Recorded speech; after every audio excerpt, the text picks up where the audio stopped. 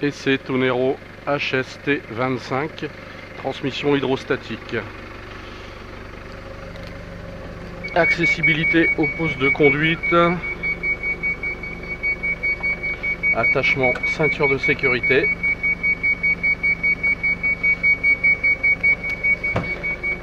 Tant que la ceinture n'est pas attachée, on aura ce bip. On enlève le frein à main qui est là, tout simple. Display, nombre d'heures, vitesse km/h, distributeur, mini levier, élévation, descente, inclinaison arrière-avant, avec bouton qui nous permet de redresser l'horizontalité des fourches automatiquement. Translation droite-gauche et une quatrième manette prévue pour éventuellement un accessoire.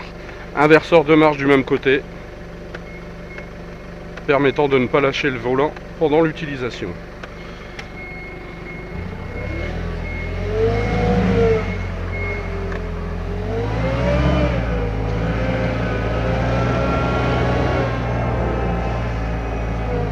Slalom marche avant. Direction très souple.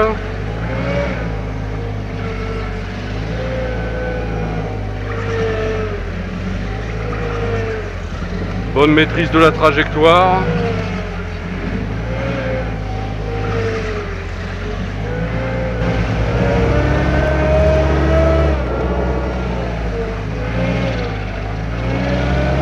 Prise de charge en palettier.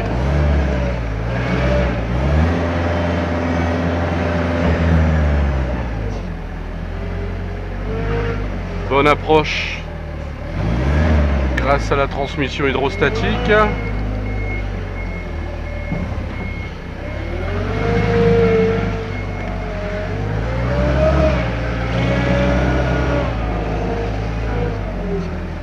Des postes de charge au sol, toujours en utilisant le bouton permettant la remise automatique à l'horizontalité des fourches. 18, 19, 20 km/h. C'est quand même pas mal.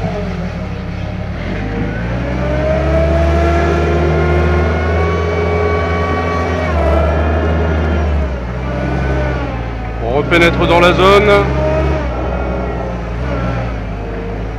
Prise de charge. Voilà, approche souple.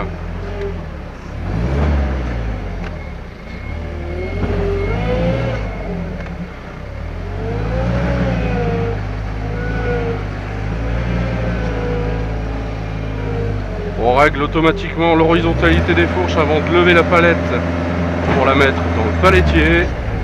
Les mini leviers sont bien rapprochés, permettant une utilisation du distributeur sans le regarder. Voilà, visibilité à hauteur maxi. Donc forcément à un moment avec la base des échelles, il y a un moment et le protège conducteur on aura moins de visibilité, mais ça c'est l'ensemble des chariots élévateurs, c'est tous les chariots.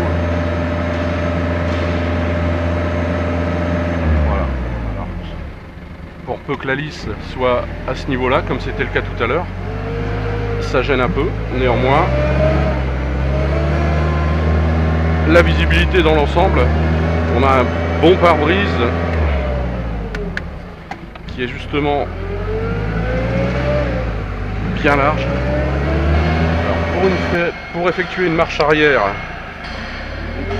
de longue distance, vous avez une poignée d'accès sur le montant droit du protège conducteur, avec sur cette même poignée un avertisseur sonore qui évite de lâcher le volant pour chercher après l'avertisseur sonore positionné sur celui-ci justement. Voilà.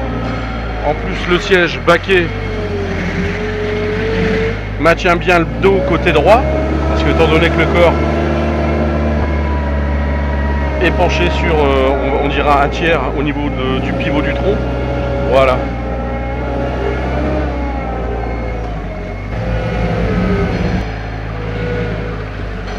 Là ici vous avez un bouton nous donnant le niveau de performance du cariste. Alors il y a 3 positions différentes en fonction du niveau du gars.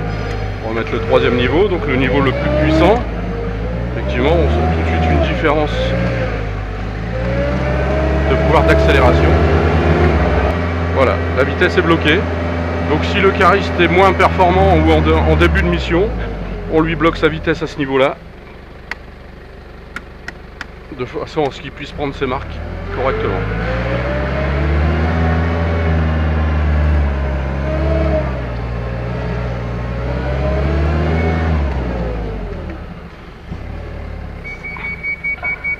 Voilà.